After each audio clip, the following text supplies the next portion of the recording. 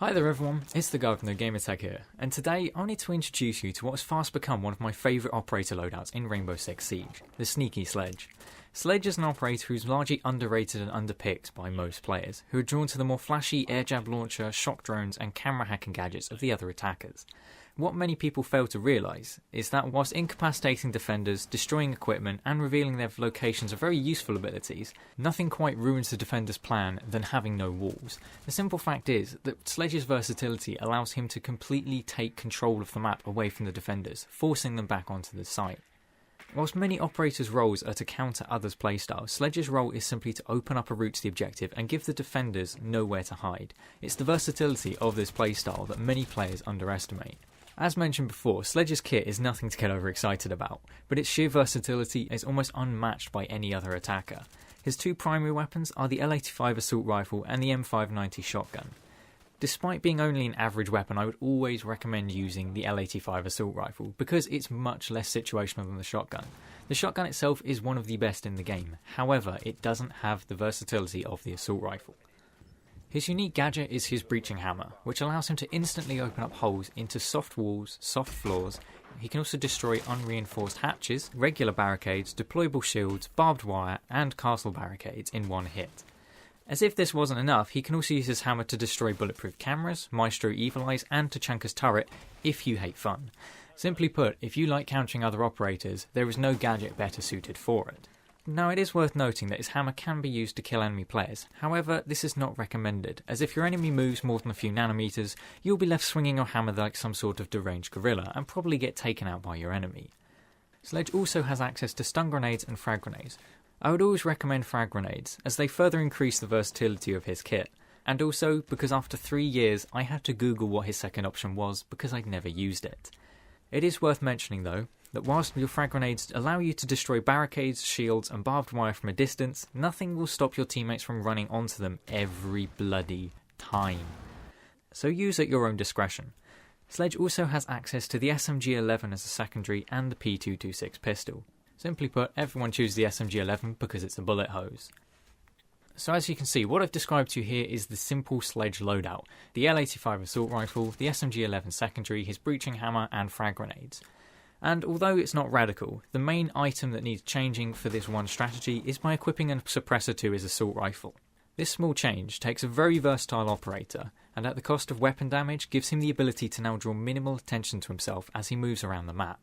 This is especially useful in clutch situations, as your opponents will be so used to locating attackers by gunshot or gadget noises that it will take them longer to work out where you are and where you took out their teammate from, by which time you will have repositioned to take the next one by surprise.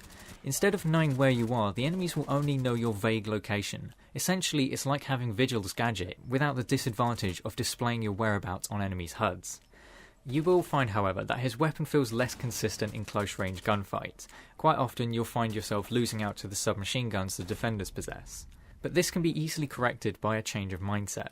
The entire point of this strategy is to reduce the amount of hiding places for the defenders without giving away your exact location. Hence, you should almost always find yourself in fights where the enemy does not know your exact location, or if they do, they're in such a disadvantageous position that if they do somehow manage to pick you off, they will be very easy pickings for your teammates. If you play it correctly, you'll find that your enemies either have no idea where you're coming from, or will be annoying your presence entirely. Take this clip as an example. The enemy bandit knew exactly where I was, and so should easily have been able to take me out or wait for me and just play time and win the round. However, after a 20-second wait, he was so distracted by my more intimidating teammates that he seemingly forgot about my existence. As a result, I opened up another line of sight, destroyed several of their gadgets and got onto a bomb site without them knowing where I was. It seems that with all the more complex and mildly irritating attacking gadgets that have been added to the game, that no one expects you to just open up a hole in the nearest wall. This low-tech approach and the underappreciation of its value gives us the beacon of hope that one day people will be so distracted by other gadgets that Lord Tachanka will finally rise to glory. It seems that players are just not intimidated by old characters, allowing you in this case to quietly pick off the defenders until they have lost all map control and with it hope of winning. As mentioned earlier, this becomes especially powerful in clutch situations, as the defenders will likely get overconfident. But because of your silenced weapon, they will likely never know your exact location, and so you can pick them off one by one. Now some of you might be confused with this operator and tactic combination, because obviously the mark of stealth is by smashing open a floor with a giant hammer, and some of you may even ask why you don't just use Maverick instead, as his blowtorch is quieter than Sledge's hammer, and you can also use it to open up reinforced walls and hatches. But I can comfortably say that if I have 20 seconds to get on the objective and a soft wall in my way, I sure as hell don't want to be stuck there trying to tickle a hole out of it so I can get through. Whilst Maverick does have some very good strengths on some objectives, Sledge just has the greater versatility because he can open up much larger holes much quicker. This loadout does have a couple of weaknesses though, as due to its highly destructive nature, sites with a lot of hard walls would be near impossible for you to have any impact on, as somehow for the last 3 years Sledge has forgotten to bring the hammer that can actually get through hard walls. Yes, we have watched your operator video. Also, due to your teammates having the survival instincts of your average horror movie character, you will likely find yourself getting team kills by them running on top of your grenades. With all the information presented to you, I hope that more players will realise the benefits of this operator's versatility and some of the power that the older characters have in the game. I hope that ultimately for this game, the meta shifts back to where map manipulation and using the environment to your advantage is more important than annoying ways to track and disrupt your enemies.